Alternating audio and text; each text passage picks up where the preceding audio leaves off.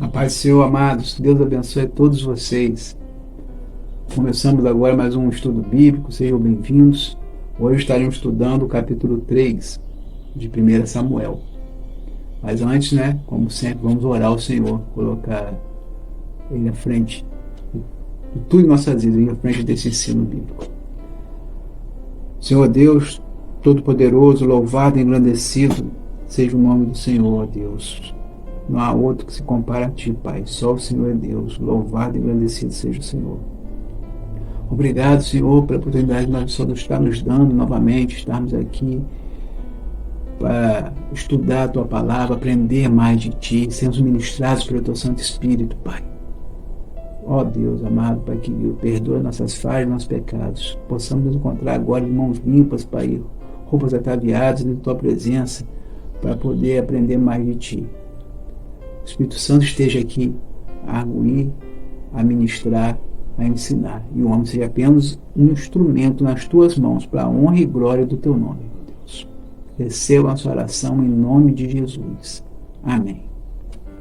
Então, amados, vamos lá, versículo 1 do capítulo 3 de 1 Samuel nos fala assim: o jovem Samuel serviu ao Senhor perante Eli. E a palavra do Senhor era de muita valia naqueles dias. Não havia visão manifesta. E sucedeu naquele dia que, estando ali deitado, Eli deitado no seu lugar, os seus olhos se começavam já a escurecer, que não podia ver, e estando também Samuel já deitado, antes que a lâmpada de Deus se apagasse no templo do Senhor, em que estava a arca de Deus. Então, nessa época aqui, amados, Samuel era garoto servindo no templo. A palavra do Senhor era muito rara. Isso quer dizer o quê? É que raramente Deus falava aos homens nessa época, seja em visões ou de outra forma. Raramente Deus falava aos homens nessa época aqui. Não existia um profeta que Deus falava através dele. Falava com ele, para o povo. Nessa época não tinha.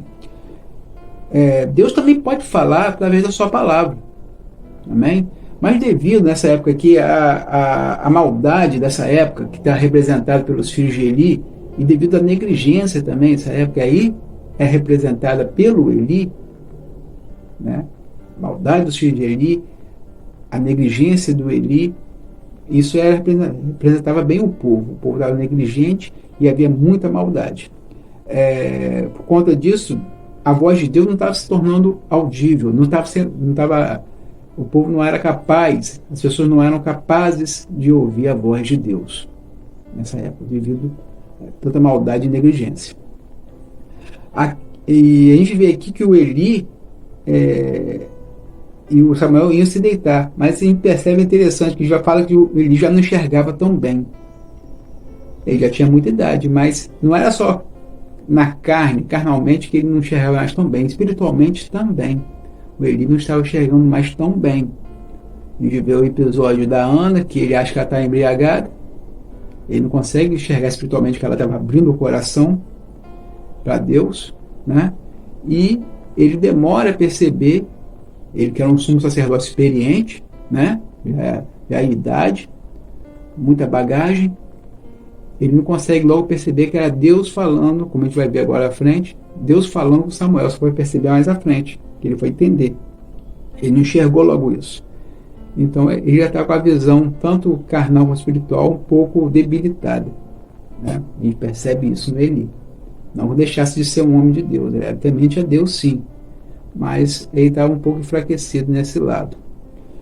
E aqui, só para frisar, quando fala lâmpada de Deus aqui, se apagar, se refere ao candelabro que ficava no santo, não no santíssimo, no local santíssimo, mas no santo dos santos,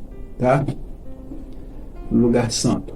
E ele era aceso de tarde, era colocado mais incenso, era colocado mais azeite,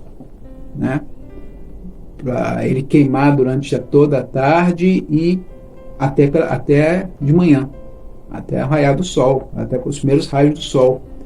Então é isso que está falando aqui, é esse candelabro aqui que devia estar no finzinho,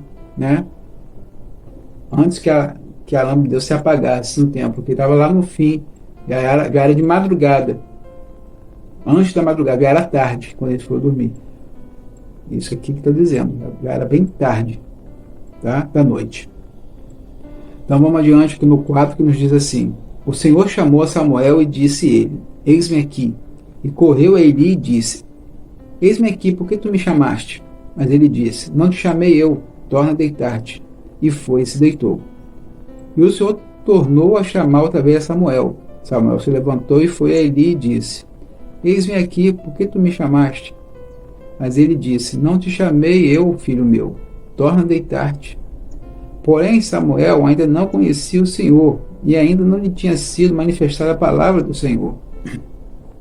O Senhor, pois, tornou a chamar Samuel terceira vez, e ele se levantou e foi a Eli, e disse: eis-me aqui, por que tu me chamaste? Então entendeu Eli que o Senhor chamava o jovem. Pelo que Eli disse a Samuel: vai te deitar, e há de ser que, se te chamar, dirás: fala, Senhor, porque o teu servo ouve. Então Samuel foi e se deitou no seu lugar. Então, certa madrugada que, antes do amanhecer, Samuel ouviu uma voz chamando ele acreditou ser o Eli, foi ao Eli perguntar o que ele precisava. Mas não havia sido Eli. A gente vê que Samuel ainda não havia recebido de Deus nenhuma revelação pessoal. Ele está falando que ele não conhecia o Senhor, porque ele não tinha até então tido esse contato de Deus falar diretamente com ele dessa forma. Ele conhecia o Senhor na palavra, temia o Senhor, servia fielmente, mas não tinha tido ainda essa experiência de revelação pessoal com Deus, como ele está começando a ter nesse momento. Então, depois de ele ouvir mais duas vezes, se repetiu o processo dele e buscar o Eli porque estava chamando, Eli aí sim entendeu que era Deus que estava falando, chamando Samuel. Então ele vai e instrui o Samuel a falar dessa forma: fala, Senhor, o teu servo te ouve. Que aí ele vai seguir. É interessante a gente ver que Deus não falou a Eli, sendo Eli o sumo sacerdote, um homem já experimentado, um homem experiente, há anos já serviu ao Senhor. Ele não vai falar a Eli, ele vai falar ao Samuel. Por que ele fala ao Samuel? Porque Deus ele não se limita à idade, à experiência, à etnia, à beleza, à sabedoria humana. Deus não se limita a nada disso. O que Deus busca, o que Deus procura é fé, fidelidade, integridade. É isso que Deus busca nos canais dele, nos instrumentos que ele vai usar. E isso o Samuel tinha de sobra. Ele era fiel, ele tinha fé, ele demonstrava fidelidade ao Senhor, ele mostrava integridade. O instrumento de Deus é olhado dessa forma pelo Senhor. É esse instrumento que ele usa. Não aquele que parece ótimo ao olhar humano, mas que parece ótimo ao olhar de Deus. E Samuel era ótimo ao olhar de Deus. Amém? Vamos lá no 10, que nos fala assim: então veio o Senhor e ali esteve, e chamou como das outras vezes: Samuel, Samuel. E disse Samuel: fala, porque o teu servo ouve. E disse o Senhor a Samuel: eis aqui vou eu a fazer uma coisa em Israel, a qual todo o que ouvir lhe tinirão ambas as orelhas. Naquele mesmo dia suscitarei contra Eli tudo quanto tenho falado contra a sua casa. Começá-lo-ei e acabá-lo-ei. Porque já eu lhe fiz saber que julgarei a sua casa para sempre, pela iniquidade que ele bem conhecia, porque fazendo-se os seus filhos execráveis, não os repreendeu. Portanto, jurei a casa de Eli que nunca, jamais será expiada a iniquidade da casa de Eli, com sacrifício, nem com oferta de manjares. Então, na quarta vez que ele ouviu o chamado, Samuel respondeu conforme Eli o havia orientado, E o Senhor vem fazer o quê? O Senhor confirma para Samuel o juízo que ele tinha decretado, falado anteriormente sobre Eli e a sua casa. Tá? é decretado, Deus confirma esse juízo. Porque o Eli era tão culpado quanto os filhos, né? A culpa não é só dos filhos, mas a culpa também é do pai, nesse caso. Porque não os refreou, não os repreendeu para que eles viessem abandonar o pecado.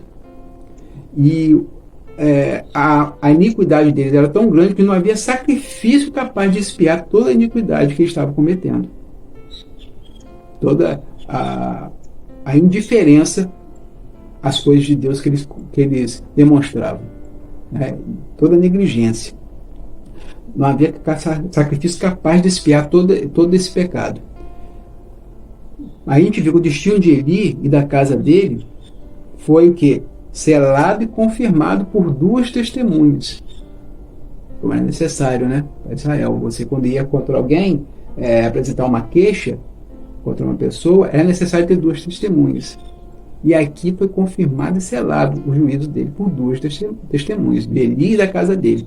Pelo homem de Deus, que a gente leu sobre ele em 1 Samuel 2, no vídeo anterior, e agora pelo jovem Samuel. Duas testemunhas. Amém?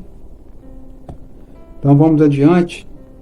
O 15 nos fala assim: E Samuel ficou deitado até pela manhã, e então abriu as portas da casa do Senhor. Porém, temia Samuel relatar esta visão a Eli. Então chamou Eli a Samuel e disse: Samuel, meu filho. E disse ele: Eis-me aqui. Ele disse: Que palavra é a que te falou?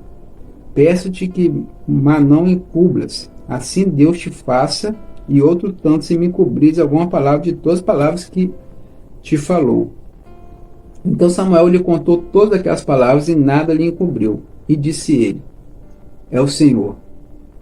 Faça o que bem parecer aos seus olhos. Então, assim que acordou, Samuel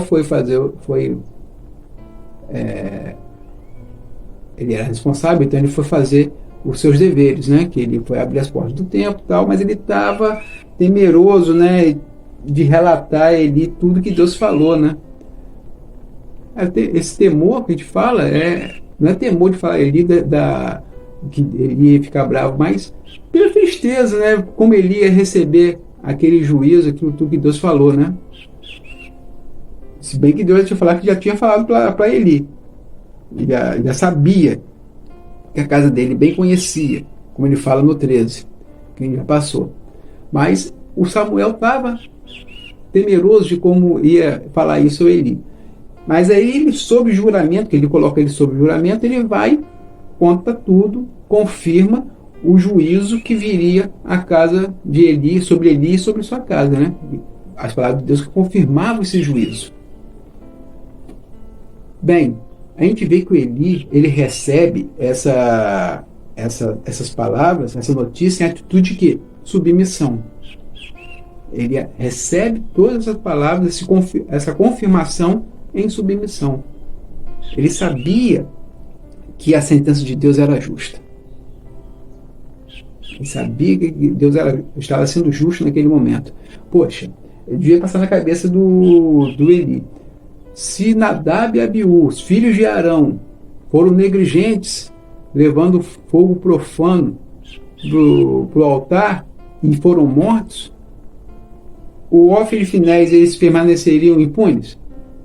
Se isso aconteceu com Nadab e Abiú, então o Ofni e Finés iam permanecer impunes? Ele sabia que não, ele sabia que isso ia ter que acontecer, porque lembrando que a confirmação disso tudo vai vir pela morte de Ofni e Finés no mesmo dia. Deus falou, isso vai ser o sinal de que a casa de Eli seria tirada, né, do sacerdócio, como a gente falou semana passada. Então, só para a gente entender aqui, quando fala a questão do... Muitos irmãos podem pensar assim, Nadab e Abiú, eu não entendo esse negócio de lei de fogo estranho. O que acontece? O fogo no altar do holocausto, ele tinha que nunca se apagar, ele tinha que queimar o tempo todo, ele não poderia se apagar o fogo do altar do holocausto. Isso significava que aquele fogo era santo, ele não poderia se apagar, tá? Então provavelmente Nadab e Abiú, eles pegaram fogo para sacrifício para levar ao altar de outra fonte, e não do fogo do próprio altar. Eles trouxeram fogo de outra fonte. Então isso viria o quê? A profanar o sacrifício. Está entendido? Estavam profanando o altar, estavam profanando o sacrifício. Porque o fogo para ser usado era o fogo que ficava todo o tempo aceso no altar. Eles trouxeram fogo de outro lugar. Amém? Por isso é um fogo estranho, não é o fogo de Deus que era para ser usado ali, aquele fogo do altar. Amém? E eles sabiam que tinha essa ordenança. E eles foram negligentes, por isso morreram. Então não seria diferente com Ofni e Finéias, que muito mais eles fizeram, né? De maneira pensada, sabendo muito bem o que estava fazendo, sem se importarem com os juízos de Deus. Amém? Então, amados, vamos aqui para terminarmos, vamos para o 19, que nos fala assim: E crescia Samuel, e o Senhor era com ele, e nenhuma de todas as suas palavras deixou cair em terra.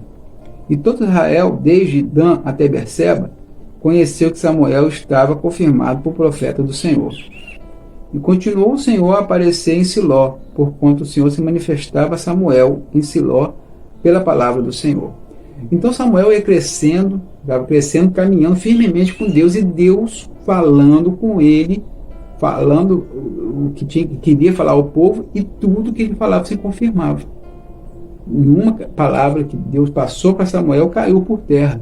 Com isso, todo Israel, de Dan até Berseba, ou seja, do norte até o sul, Dan lá no norte da terra de Israel e Berseba no sul da terra de Israel, do norte ao sul, todo Israel ficou sabendo que o Senhor era com Samuel, que ele era um profeta, reconheceram que ele era profeta de Deus, tá?